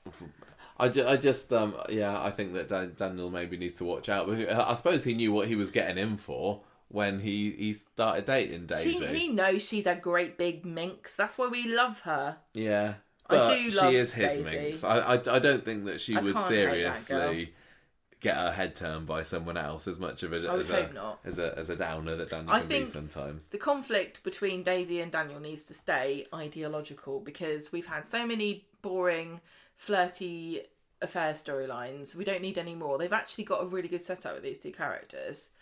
Because it is opposites attract here, and there's just no end of possibilities for fallouts, authentic and perhaps relationship ending ones. Yeah. If they ever want to blow them two up, they can do it very easily. But I think all of this is kind of in keeping with her. Yeah, it is the way she goes. It fits that she put it on her Instagram and everything, because that's what she does. I'm interested in what's going on with this stalkery storyline, because there was that guy that she met at the hospital that people are presuming is the one that was overly liking and commenting on her posts, isn't there? Yeah, and he's not been involved. Yeah, that's right. He wasn't involved at all this week, and people were saying, also, is he going to be stalking her? And now it looks like the DJ can't leave her alone. So is she going to be, is there going to be pincer movement? Is there going to be two stalkings going on at once? Or is somebody going to think that one person is the other one. I don't know. I just hope this isn't going to turn into well, she kind of deserves it for being so materialistic and taking photos of herself and putting it on the internet. Don't really need that. No, but it's it's got some characters in that I enjoy, so I'm looking forward to seeing where that's going. And there's always the opportunity for getting Jenny involved in there as well. I think that she needs to sit Daisy down and say, "You watch it, madam, because you got yourself a good guy there. You got yourself a keeper. Stop flirting around." Yeah, Daniel's lovely. No. So Gemma, summer storyline. No, just quickly, I wanted to say I really just loved the fact that Daisy was given a bouquet of daisies from an obsessed fan, and she gave them to Daniel, who did not find it weird that his egotistical fiancée gave him a bouquet of flowers that are named after her. Because that is totally on brand for Daisy. Yeah. Anyway, right, summer. Okay. Getting exciting this week. Ready? I am. Let's go. Sunday. Summer. She's got her blood test at the fertility clinic. Billy says, I'll support you. He doesn't really. But he tells her dads. And Todd's like, I'm going to do some digging. Yeah, last week he decided that now that he's given up... Well, now, has he given up on Lawrence being dodgy? But he was also very suspicious of Esther and Mike, isn't he? So he's going to... dig the dirt. Yeah. He wants to get some background information. Boy, howdy does he find some. Todd asks around at the church, at their old church, but nobody said anything. Yeah, they're all being a bit hush-hush and closing ranks a little bit, aren't they? Later, the dads call Summer and they tell her that together they're going to raise the money to pay Mike off so that she does not have to sell her womb to him. And she says, thanks, but no thanks, because I do want to have a surrogacy and it's more important than money now because Esther and Mike really want a baby. On Wednesday... she arranges to go around to eat with them later. And Leanne's like judging them. Oh yeah, judging everyone. They meet up in the street, don't they? And Leanne walks past just glaring. I mean, I don't know. That's usually the standard expression for her, isn't it? But the thing is about Leanne is that why is she find it strange or sinister that a man would flirt with her? No, she's a good-looking girl. Of course, any man's going to have his head turned. I would just take it as a compliment, Leanne. Leanne sees Billy later, and she tells him that Mike flirted with her. She says, "Look, don't care anymore." Yeah, he was probably chatting me up in the bar the other week. This is what happened. Because she finds out from him about the surrogacy, and she's like, "That's weird," because, well, it looks like he was trying to find a surrogacy in me, if you know what I'm saying. Billy goes home, tells Summer doesn't want to know. She says, "Stop meddling, can't be true." Billy says, fine, you're an adult, you sort it out. At dinner, Summer asks Mike about Leanne's accusation, and he's like, oh, I was just trying to make a joke. Not my fault. She didn't have a sense of humour. And Esther's like... Yeah, so this is really interesting. Thinking back to this, now we know what happened today, because Esther was looking like, oh, really? That's what happened, was it? Yes. Because obviously we now know that this is by far his first attempt at finding somebody else. Yeah. To plant his seed. Yes. Friday, it's birthday boy Todd's happy day. He gets a phone call from the church. Apparently, they do that when it's your birthday. No, it's some shocking news. Yes, what is it? He summons Summer to the cafe to tell her this person wants to talk to her because a couple of years ago, turns out Mike has an affair. Someone's like, Todd, stop ruining my story.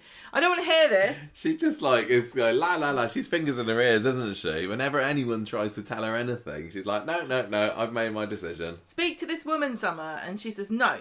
She goes to speak to Esther instead. And she says, Esther, I've been told Mike had an affair. And Esther says, yes, I know. I found out last year. This is why we don't have any money. He was paying this other woman's rent. Because he's such a nice guy, he's confessed it all now. He didn't mean it. He's really sorry. I've forgiven him. It's in the past.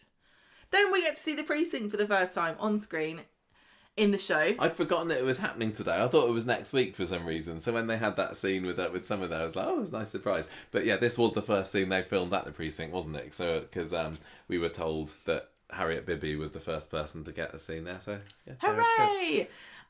She meets this woman. Ava, her name is. Mike's baby, bit on the side. Yes. And what was the baby called? Frank. It would begin with a C. Crank. Turns out this is not just her baby. It's Mike's baby What? too. So, someone goes round, and for some reason, instead of standing on the doorstep and shouting at him like any normal person would do, she goes inside and shouts at him. And they end up in the kitchen, and she's telling him, I know what happened. He says, no, she lied. Anything she says isn't true. People make mistakes. He's like, she's a massive liar. She said she was on the pill. She then confronts him about Leanne. She's like, look, I could forgive you if it was once, but you've done it again. You were flirting with Leanne the other week. What are you up to? And he gets really upset, and he knocks a glass off the counter. Yeah, we've seen him lose his cool before, haven't we, Mike? Yes. Like when with the whole money thing, when he was going to getting mad with Aaron and Summer a few weeks ago. So they clear up this mess, and she says, look, I cannot do this surrogacy. I'm not going to do it now. You've already got a baby. Esther, if you just it's Callum the baby's called. Oh yeah, that's right. I told you. Well, you said Callum earlier. Oh yeah, I said the bully was called Callum. I don't even know. Maybe all kids are called Callum these days. If you don't know what a child's called, it's Callum. Yeah. So, look, why don't you tell her about Callum? She could look after this baby. She could help. And I'm going to tell her myself. And he says, all right then. She's upstairs. Stupid Summer goes, okay, let's go upstairs then. Walks upstairs. Yeah, he says she's painting the nursery, isn't she? And she here you go in there. She's in there. Someone he doesn't even need in. to say that. She climbs up the stairs and goes, Esther, oh Esther, it's me, it's Summer. I've got something to tell you. He locks her in. Locks her in this nursery that's got a lock on the outside, which is what all babies need. And she immediately, pathetically, beats her little fists.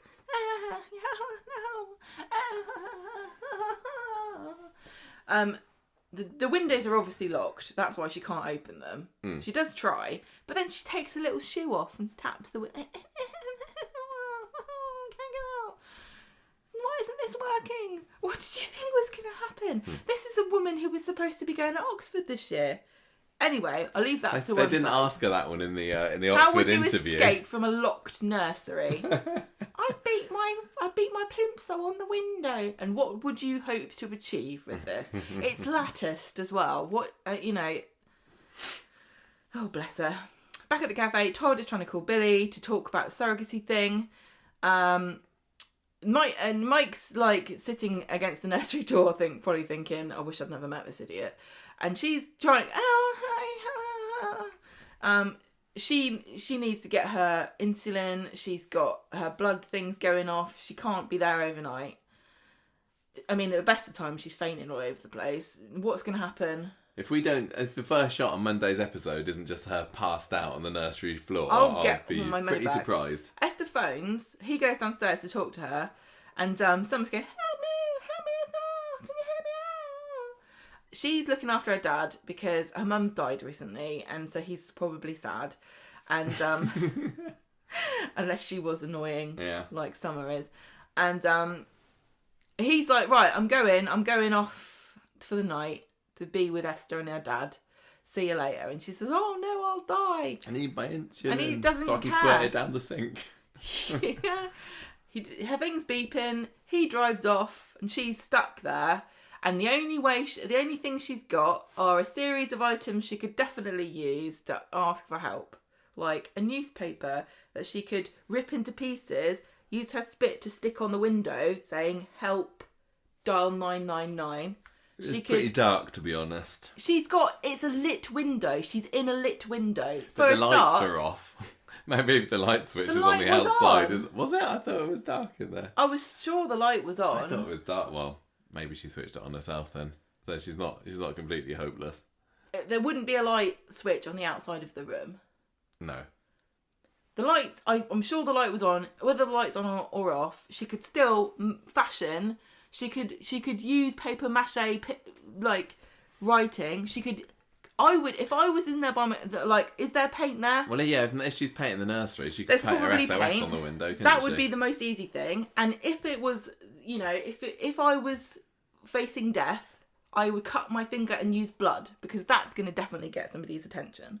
And but instead she's like... She's thinking about her health. She can be going bleeding all over the place when you've got diabetes. I think, no, I don't mean, it's dark, wasn't it? It was night time. I mean, I know it gets dark early at the moment, but it wouldn't be beyond the realms of possibility that nobody's going to be walking past that house. Okay, right, okay, listen. Do you think that was Summer's thought process? Or do you think she just never thought of it at all? Because I'm going to say that's what happened. I don't know. If you're Summer and you're stuck in a room and you're looking at possible death, are you going to go, I could write on the window for help, but no one will see it, so I guess I will just die? She doesn't want to expend all her energy by thinking of ways to get out. I can't use she my needs to brain. stay conscious that uses the most calories of all.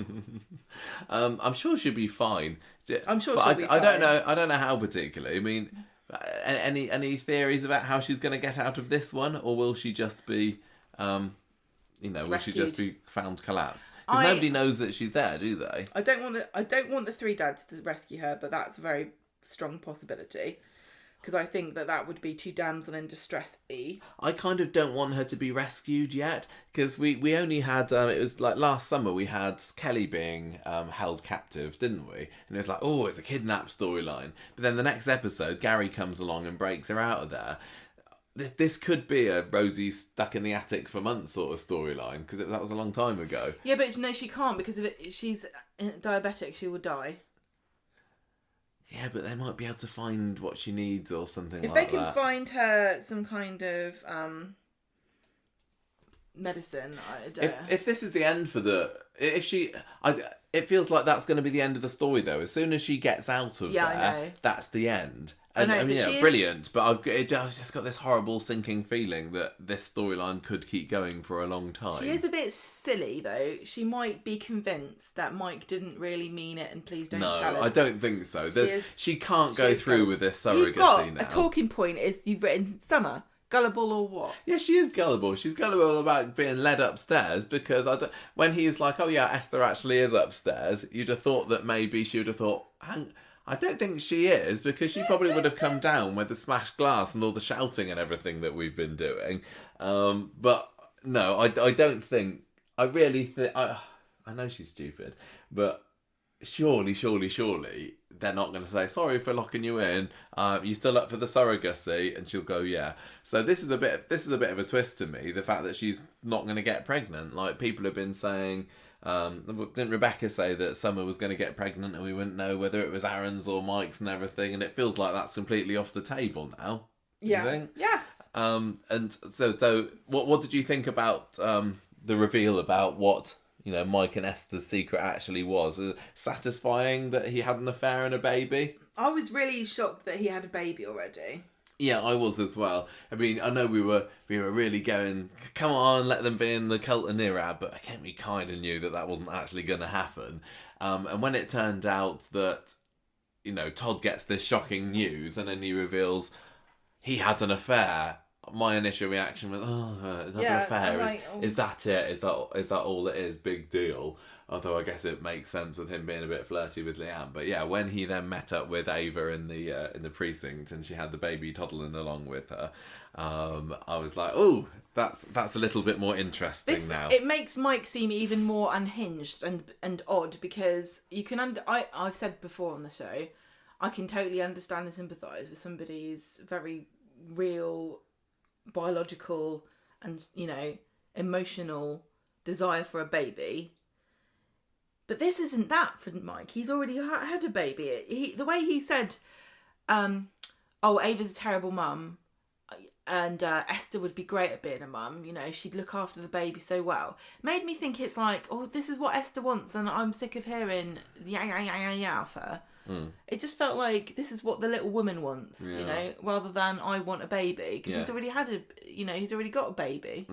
But is it like, I don't want my baby to be raised by Ava, I want my baby to be raised by Esther, I guess. Yeah, and Esther doesn't know about this baby, does she? So that's going to be a nice twist.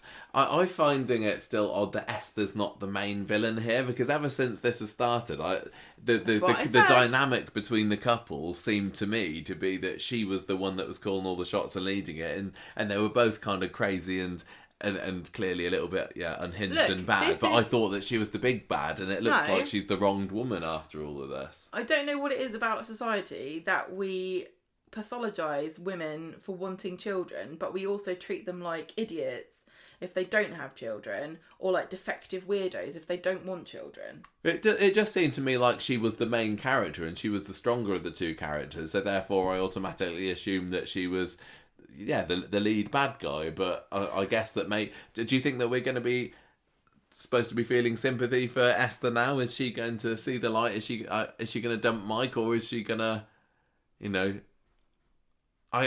I can't see the storyline lasting much longer. It's bizarre. Like, Mike could convince Esther, let's keep Summer in the attic and put a baby inside her. I don't know. What do you think? Are you going to let me tell you? Oh, sorry, I didn't know you had... Yeah, go on. I was going to answer you, but you kept asking the question and then started answering it yourself. Sorry, go on. I was going to say, plot twist, she finds out that he's got her locked up and says, well, it's for your own good then, isn't it, Summer? Because... you obviously don't know what you want, and we do know what we want, and you're going to give it to us. But why can't Summer just... I suppose if Summer says he's got a baby, Esther could not believe her, or Mike could convince her that she's just making it up. But I suppose Esther could quite easily find out that there was a baby. Yeah, so what? Esther doesn't want another baby. She wants her baby. Yeah, I know, but if she finds out that Mike's been lying to her for all this time about having a baby, and she's already pretty mad at him for what he's been doing with Leanne. Yeah, but depends on whether they want her to be a villain or sympathetic. Because if they want to be a villain, they'll do what they do to all the women on Coronation Street that want babies and turn them into psychopaths and she'll say, well, I don't care because it's too late for me to have a baby with anyone else now. It's Mike or no one. Especially if she's very religious. You don't know she might not believe in divorce. She might be very, very Christian and think that, true. I've married this man now for better or for worse. I took my vows seriously. This ain't the best it's ever been. I'll tell you that for nothing. But certainly I can't have a baby with anyone else. And, I'm this age I am now. I'm not going to have a second chance. I want a baby. Give me a baby. Yeah. I don't want that baby. I want this baby. I want your baby.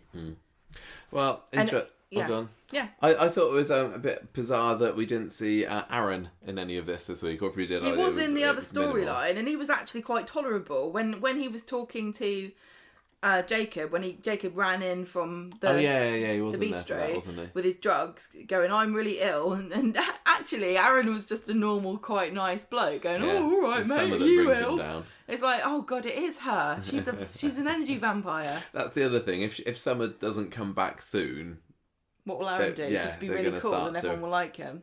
Sometimes people, when characters get kidnapped or killed or thrown in a bin or whatever, other people just think that they've disappeared off for some reason. So. If you want to be super sinister about this, Summer, I don't think Coronation Street will. There are people who have kidnapped women and forced them to have babies and just kept them. And just because we've heard of the ones that got rescued doesn't mean there aren't thousands that died. No, yeah. She could be locked in a cellar and just left there, or they could kill her.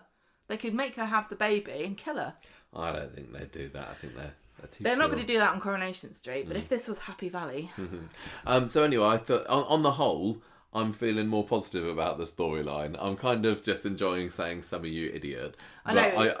What is going on plot wise has kept me a lot more engaged this week and last week. I think it does feel the same thing than it had been before Christmas. Mike's just made a very desperate situation. It took a long time to get to somewhere that was interesting, but it's finally made it. So well done. How did you find the precinct and its first appearance? It was very... I'm sorry, I was looking at Twitter. But I did enjoy it. I did like to see it. It was in the playground area. We haven't seen the shops properly. No, it was very kind of understated, wasn't it? Yeah. It wasn't like, here's the precinct, everybody! Sweeping shot of the precinct, which I think, we always want that kind of stuff. But when they unveiled Victoria Street, the expansion a couple of years ago, that was also quite low-key. I think that they... if I'm going to say, if you're just a casual fan and you don't follow...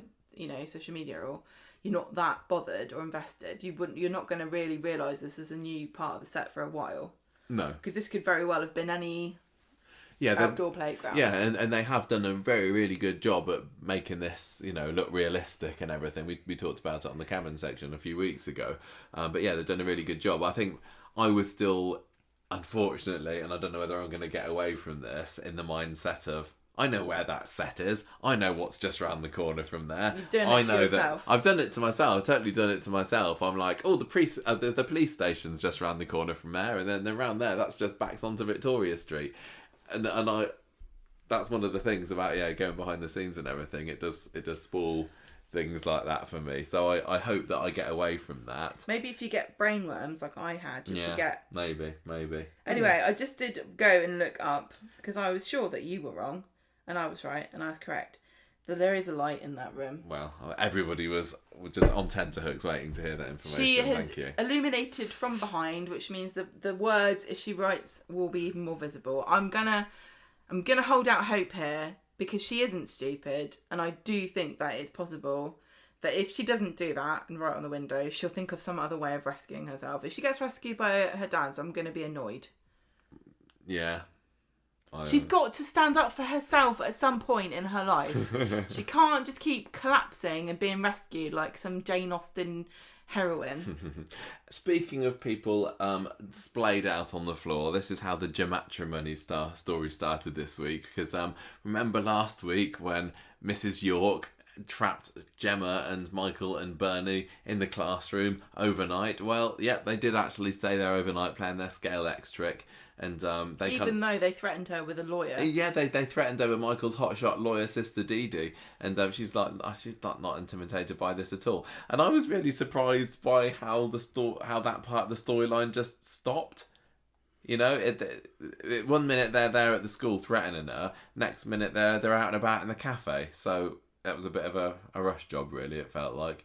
Aggie's pretty mad at Michael, though, because she's had to look after Glory overnight, and he was supposed to do a load of jobs and everything. And she was supposed to do a load of jobs, but she wasn't able to. But so this then just kind of turns into a story whereby the Winters look like they're going to be opening some kind of babysitting service or something. So they say, oh, yeah, we'll look after Glory, 30 quid. And the first day of it seems to go really well. So Michael says, "Can you make this a regular thing?" And they say, "Yes, we absolutely can." So get Mike and Esther to do it. That's it. I don't think you'd see I don't think you'd get your baby back if that happened. I don't know. Well, some people would bite your hand off. So that's upcoming storyline, I guess. Nursery at the Winter household. What larks they will have. I just can see children running and sticking fingers in plug sockets and pulling bookcases. I'm surprised they still got 4 left. That house looks like a death trap for children. If no children have killed themselves in number 5 so far, I think it's safe. Yeah, perhaps. But anyway, that's it. I thought that was a good week of Coronation Street, but it felt like we didn't have a whole lot to talk about. I mean, we've managed to make nearly 2 hours out of this, but just because you complain about something doesn't mean you enjoy it. And I like making fun of summer, and I found that very fun. I enjoyed it. I really, really loved Daisy. Daisy's my character of the week. Oh, is she? Yes, because I love her. But she was a flirty minx. I love flirty minxes. Betraying Daniel. If I look like that, cheating on him. Watch out, men. That's what I would be like. I fairly enjoyed this week. It was fine. Glenda was great. Yeah, Debbie, we got Debbie back. Yeah, I thought that the Jacob story was strong. I thought that the story's getting better and better, if not the character. I thought there wasn't much not to like. I thought that Maria and Alia, great that they're standing up for it. And the twist with Max going, "But I am still evil." Yeah, the fact that Alia is saying, "Yeah, I got blown up, but I don't care. I'm back on my 2 feet and fighting injustice." I'm like, yeah, good for you, Alia. Yeah. But I don't know. Just speaking about it today, it feels like there's not a whole lot of talking points. So sorry, everybody, about that. We don't need to spend every. What are you scoring it out of 5? Dissecting. Because it feels like to me that's a bit of a. I think I might say a 3.5 this week. I think it was solid, not jaw-droppingly, excitingly wonderful. So yeah, 3.5. 3.5 quarter-life crises out of 5. I'm Who's your giving this character of the one. week? I think Jacob. It's going to be the last chance. I do like Jacob. I think he put in a great performance. I thought it was... I felt bad for him when he was having to be horrible to Amy to try and let her down. It reminds be cruel to be me kind of... and all that. Was there a movie where there was a dog and they had to like go, get out of here, go? Yeah, it's just like that, isn't it? It's like taking Amy on a drive and dropping her out in the forest. So yeah, there we go. 3.5 quarter-life crises and Jacob. What are you scoring? Well, see, I think the score for the week is more like a 3 3/4. Cannot do that. I know I can't, so I'm going to give it 4, even though I do rounding not it up. think it's worth 4. Okay. But I'm going to close the gap. Okay, what are you going to give it for? For what? 4 whiffy artichokes. Okay. Nice. I just like the unspoken part of that scene is that Leanne was a druggie at one point. She's forgotten about it. But she knows what drugs smell like, so she's going, this artichoke does actually smell like cocaine. Right, okay, that is it for Street Talk this week.